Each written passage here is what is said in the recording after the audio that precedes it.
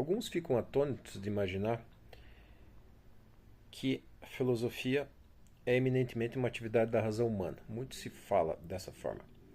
De fato, ela o é, mas o pensamento lógico-dedutivo não é a única nem a principal atividade da razão.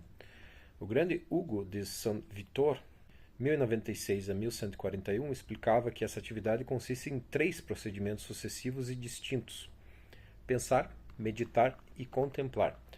Pensar é transitar de uma ideia ou proposição a outra, por meio dos nexos lógicos que as articulam. Acabo de notar que esses nexos têm de ser percebidos intuitivamente um a um. O resultado do pensamento lógico é um encadeamento de razões, ou construção dedutiva, como se faz, por exemplo, na geometria de Euclides, onde cada teorema serve de premissa para o teorema seguinte, de modo que a conclusão deste revele estar implícita na do anterior. Meditar é fazer precisamente o oposto, é remontar, por análise anamnética, desde uma proposição ou conjunto de proposições até a sua raiz última, na intuição direta da realidade.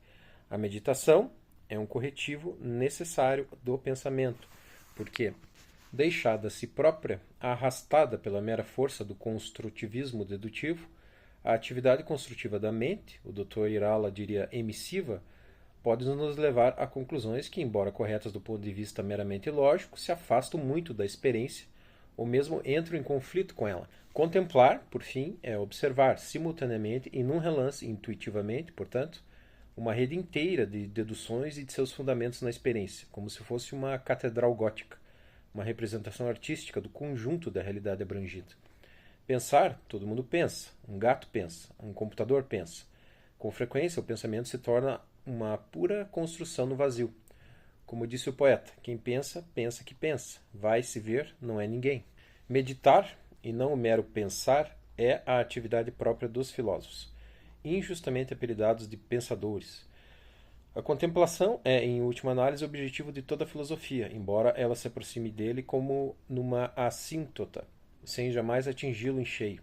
O sonho de todo filósofo é fazer com que seus pensamentos se articulem numa rede de percepções intuitivas que deem aos seus leitores e ouvintes um vislumbre de amplas secções da realidade acessível, se não dela inteira.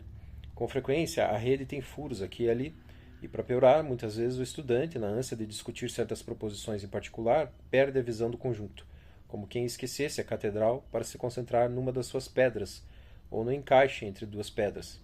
Por isso, George F. F. Hegel tinha toda a razão ao ensinar que na filosofia o sistema é tudo, o conjunto articulado fora do qual as partes isoladas não fazem muito sentido. Por isso também os grandes eruditos, os grandes intérpretes da filosofia alheia sempre advertem que estudar uma filosofia consiste essencialmente em buscar a sua unidade, mesmo por trás das suas eventuais incoerências aparentes ou reais.